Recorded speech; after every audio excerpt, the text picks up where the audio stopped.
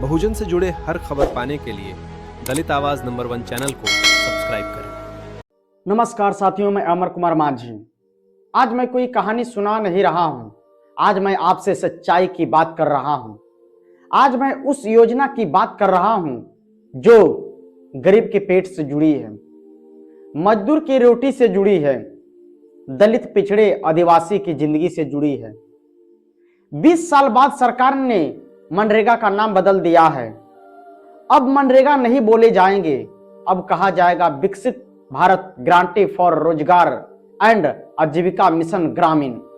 नाम इतना बड़ा कर दिया गया कि गरीब समझ ही ना पाए कि ये योजना है या सरकारी फाइल। लेकिन मैं पूछता हूं भाइयों एवं बहनों, क्या नाम बदलने से पेट भरता है? क्या नाम बदलने से हाथों में काम आता है? क्या नाम बदलने से मजदूरी समय पर मिलती है? सरकार कह रही है अब 100 दिन नहीं, अब 125 दिन काम मिलेगा। बहुत अच्छा सुनने में लगता है, लेकिन सच्चाई क्या है? सच्चाई यह है कि आज भी ज्यादातर मजदूरों को 50 दिन भी काम नहीं मिल पा रहा है। तो सवाल यह है कि जो 100 दिन नहीं दे पाए वो 125 दिन कैसे देंगे? एक कागज पर विकास है या जमीन पर विकास है? एक गरीब के लिए योजना है या चुनाव के लिए घोषणा है? सरकार ये भी कह रही है कि अगर परिवार के वयस्क अकुशल काम करने को तैयार हो तो काम मिलेगा। भाई एवं बहनों, गरीब तो रोज तैयार रहता है, गरीब कभी काम से भागता नहीं। क्या गरीब सुबह अंधेरे में उठकर निकलता है, धूप में जलता है, बारिश में भीगता है?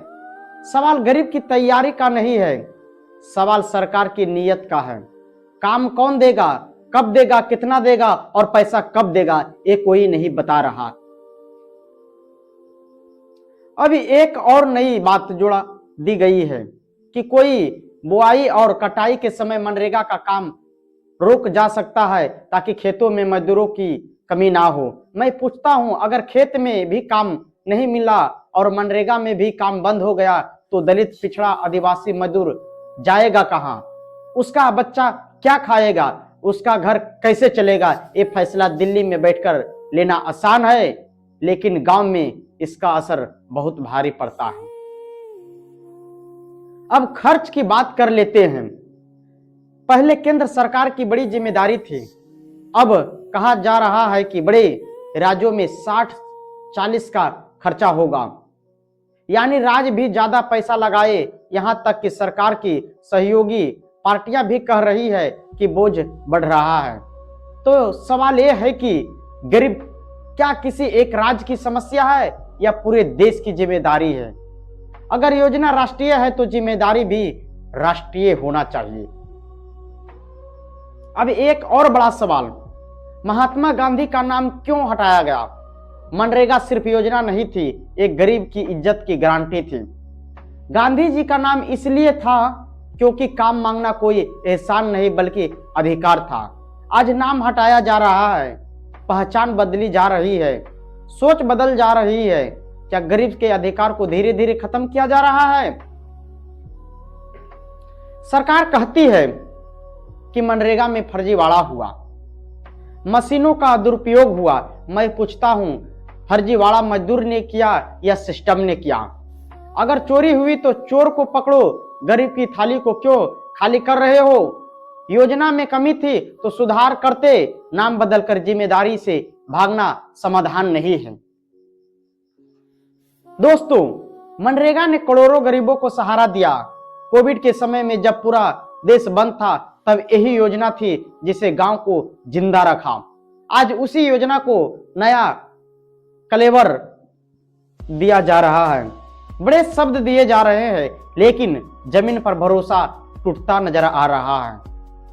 मैं अमर कुमार माझी साफ शब्दों में कहना चाहता हूं, विकसित भारत नारों से नहीं बनता, विकसित भारत गरीब को काम देने से बनता है। विकसित भारत समय पर मजदूरी देने से बनता है। विकसित भारत दलित पिछड़े आदिवासी को सम्मान देने से बनता है।